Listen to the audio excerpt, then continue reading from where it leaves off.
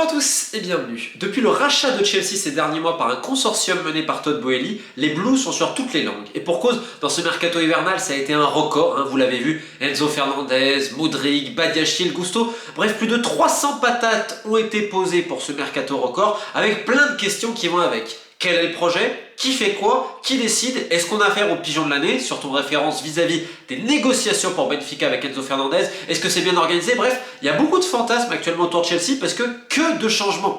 On avait un club qui était géré de main de fer par Marina Granovska, qui était la femme de confiance de Roman Abramovich, et un propriétaire qui était globalement assez absent ces dernières années, principalement pour des raisons politiques. Mais réellement, depuis que Roman Abramovich avait racheté Chelsea, ça a toujours été un peu le cas. Il se comportait comme un propriétaire qu'on voit dans les franchises américaines. C'est-à-dire, il met l'argent, il regarde, évidemment il y avait aussi une partie de plaisir, bien évidemment aussi politique et pour d'autres business, mais il ne prend pas les décisions au quotidien. Bien sûr, il délègue, il peut donner son avis, etc. Mais il a un rôle de propriétaire plus ou moins passif sur le fonctionnement du club. Et globalement, quand tu regardes au niveau du football, c'est un petit peu ça. Et là, on casse complètement les codes. C'est-à-dire, avant le Chelsea, tu passes par Marina. Alors bien sûr, tu avais des directeurs sportifs. Des fois, tu avais des agents qui étaient plus ou moins influents. Pini Zahavi a quand même été l'archétype des Blues, Roman Abramovich au début. Ensuite, tu as eu du Mendes, du Joe Rapture, etc. Tu avais, comme je le disais, des directeurs sportifs qui se sont suivis. Mais tu avais... Déjà, tout le monde savait qui faisait quoi. Et tu avais Marina Granovska qui gérait tout. Les nouveaux Blues maintenant, c'est complètement différent. Alors, on a eu ce changement de coach ces derniers mois avec Graham Potter qui est arrivé, mais vous avez également plusieurs personnes de Brighton qui sont venues, que ce soit au niveau du recrutement, même en termes de direction sportive. Paul Winstanley, qui était le responsable de recrutement de Brighton des Seagulls, il est venu également à Chelsea. Donc, Potter est venu avec des gens. Donc, on s'est dit, ok, il arrive, donc c'est eux qui doivent décider. Non, non, non. Aujourd'hui, les transferts, c'est Todd Boehly directement qui va négocier avec Behdad Eghbali. C'est un peu les deux personnes qui décident de tout pour tout ce qui est important. Les négociations avec Benfica pour Enzo Fernandez, ce ne sont pas les directeurs sportifs ou directeurs techniques de Chelsea, qui d'ailleurs sont nouveaux, qui ont réalisé ça. Non, non, c'est directement les propriétaires. Et c'est eux qui vont donner leur avis, c'est eux qui vont insuffler des pistes. Par exemple, Fernandez, Boehly a flashé sur lui au mondial, il a dit « faut à tout prix qu'on le fasse ». Alors, évidemment, le prix, il est hors du marché, parce que Benfica savait très bien que le propriétaire le voulait, était prêt à toutes les folies. Donc ça a joué la montre, ça a joué la montre, ça a joué la montre. Mais c'était une volonté présidentielle. Et pareil pour quasiment tous les joueurs de l'équipe première. Alors, attention, Chelsea a une énorme armada de scouts. Et le projet, il a été mené, il est clair. On veut des joueurs, pas plus de 25 ans. On veut récupérer notamment les meilleurs jeunes ici et là. C'est pour ça que vous avez des recrues. Alors, on peut penser à Gusto évidemment si on suit l'Occident, mais vous avez un jeune brésilien, vous avez Fofana également qui est venu de Molde. C'est-à-dire, on va observer que ce soit la Scandinavie, l'Amérique du Sud, etc. pour essayer de récupérer les meilleurs jeunes. Ça on l'a vu, et de copier un petit modèle à la Leipzig, mais beaucoup plus ambitieux. L'idée c'est de construire une équipe pour les 5 à 10 prochaines années, afin d'avoir simplement une équipe qui tutoie le sommet, et notamment la Ligue des Champions. Et bien évidemment derrière ça, on prend modèle sur Manchester City, du moins sur le City Football Group, et également sur le groupe Red Bull. C'est pour ça que vous voyez un nouveau directeur technique qui vient du groupe Red Bull, avec cette idée d'un multi-club ownership. C'est pour ça que Chelsea actuellement recherche des filiales, principalement en France. On leur a même proposé Bordeaux quand même, et ça n'a pas été le seul club qui a été proposé, parce qu'actuellement en deuxième division française ou en nationale, en troisième division, vous avez beaucoup de clubs qui cherchent. Dijon par exemple aussi a été approché ces derniers mois par un autre club anglais, on en parlera bientôt dans une vidéo spéciale Dijon. Donc on a un Chelsea qui va chercher à acquérir d'autres clubs ces prochains mois, ces prochaines années, Belgique, France, etc.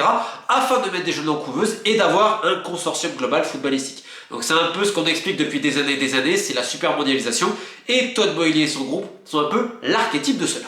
Donc comme on le disait, depuis ce rachat, tout a changé. C'est-à-dire que même à l'administratif, évidemment dans le secteur sportif, parce que autre Paul Winstanley, vous avez Laurent Stewart qui était à Monaco, qui vient juste d'arriver, là il a terminé le mercato hivernal avec les Monégasques, qui s'occupait principalement du cercle de Bruges. Pareil, cette idée d'un club propriétaire avec des filiales ici et là sont venus. Il y a un nouveau directeur technique qui a été nommé également en décembre. Donc on a tout refait. Donc il y a énormément de retard, il y a encore des incompréhensions et tout. Dans le même temps, tu as des gens qui sont un peu perdus. Quand tu parles avec pas mal de mecs du milieu du foot, on l'avait évoqué dans la dernière vidéo, ils te disent « Oh là là, Chelsea c'est quand même un peu le bordel, puisque tu avais un club qui fonctionnait. Tu avais un projet, tac tac tac. » Là tout change. Donc ça en effet, il peut y avoir des petits couacs et des problèmes de communication, mais honnêtement il manque de l'huile dans les rouages. D'ailleurs c'est ce qu'ils essayent de faire même au niveau de l'équipe première, nouveau coach mental, etc.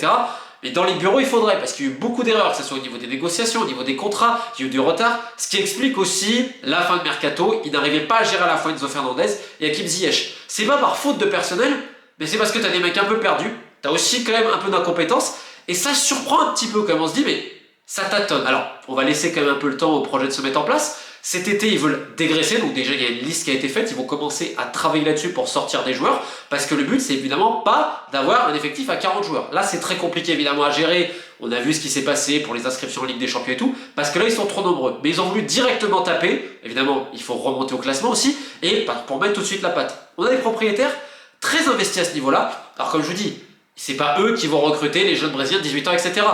Mais ils valident, tout passe par eux. Ce qui fait qu'en fait, tu as une direction sportive qui est, on va pas dire inutile, mais un peu passive, qui va s'occuper de certains dossiers, notamment post-formation, mais les gros dossiers, ils sont insufflés, ils vont être faits par les propriétaires actuels. Alors ça rappelle un peu la direction bicéphale du Paris Saint-Germain qui, dès qu'il y a un dossier très important, c'est géré directement à Doha. Alors il y a quand même une nuance, c'est que les mecs sont sur place tout le temps et regardent quand même ce qui se passe ici et là. Pour l'entraîneur, c'est très simple. On le dit, Graham Potter, toi tu entraînes. Tu t'occupes pas des recrues, tu t'occupes pas du projet, etc. Et là, bien évidemment, dans l'effectif, ça a créé des soubresauts, vous vous doutez bien. Alors, notamment pour Enzo Fernandez, à cause du prix. Parce que quand tu regardes le marché, c'est quasiment 120 millions d'euros. Ça fait très cher. Donc il y a bien sûr des attentes et tout ce que ça va gérer en termes de problèmes d'ego et tout. Là, Aubameyang notamment a été écarté, c'est l'un des joueurs sur lequel la direction ne compte plus, mais ce n'est pas le seul. Il y a d'autres petits problèmes avec certains aussi vis-à-vis des problèmes physiques, ils ne savent pas s'ils vont pouvoir les vendre parce que est-ce que les visites médicales vont passer, c'est un autre débat. Ce qui est très intéressant à noter, c'est que pour le moment, il n'y a pas une prépondérance d'un agent ou l'autre. Souvent, quand un rachat arrive, il s'accompagne de quelques conseillers spéciaux, de quelques agents qui vont avoir une influence prépondérante sur le recrutement. Ce qui était le cas au début avec Abramovich et Zahavi. Là, c'est pas le cas. Là, on fonctionne avec tous les agents. J'ai pas entendu qu'ils ont essayé de mettre des gars eux et tout. Donc globalement, à ce niveau-là, c'est plutôt propre à ce niveau. On est là pour faire du business, il n'y a pas de problème, mais il n'y a pas de favoritisme. Ce qui est très bien parce qu'aujourd'hui, la plupart des rachats sont parfois gangrénés par une ou deux personnes qui tirent vraiment les ficelles en coulisses et qui font croquer tous les copains. Pour le moment, Chelsea, c'est pas ça. Alors vous allez me dire, il y a eu des joueurs quand même qui sont venus très chers. Modric, c'est vrai qu'il y avait aussi la concurrence avec Arsenal et Chelsea voulait envoyer un message très fort. Pour Enzo Fernandez, les négociations se sont éternisées. Comme je l'ai expliqué, c'était une volonté présidentielle. Alors c'est vrai que ça met beaucoup de pression aux joueurs au sein de l'effectif, peut-être qu'ils ne la ressentent pas, mais les autres, parce que tout le monde dit, vu le prix qu'on a payé, il a intérêt à être bon. Donc ça, après, ce sera à l'entraîneur, ce sera au directeur technique, ce sera aussi aux joueurs d'arriver à accepter cette nouvelle hiérarchie qui pourra se dessiner. Le rachat de Chelsea, quelque part, c'est le symbole même de ce qu'est devenu le foot. C'est-à-dire l'ultralibéralisme économique, la manière dont c'est racheté, les prêts, les ci, les là, les fonds d'investissement qui se mettent les uns aux autres. Et derrière, qu'est-ce qu'on va faire? La petite différence, c'est que là, on ne cherche pas d'enrichissement personnel, on cherche vraiment à faire du business, mais aller ici et là de partout.